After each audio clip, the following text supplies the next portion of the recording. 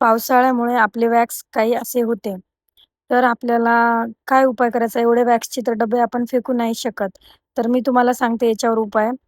काय करायचं, लोखंडाची कढई घ्यायची आणि त्याच्यावर असं पूर्ण जे खराब झालेले नसते ते वॅक्स, ते म्हणजे त्याला थोडं साखरेला पाणी सुटल्यावर कसं होते, त्यामुळे ते वॅक्स तसे होते.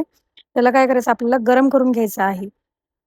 लोखंडाची कढई घेतली मी, त्याच्यावर हे सगळे वॅक्स टाकून घेतले आणि त्याच्यात 1 कपहूनही कमी, थोडीशी अर्धा कपच वाटी आपल्याला साखर टाकायची त्याच्यामध्ये आणि थोडंसं मिक्स करून त्याला एक 5 मिनिटं शिजून घ्यायचं आहे आपल्याला आणि त्याच्यावर आपल्याला टाकायचा आहे लिंबाचा रस.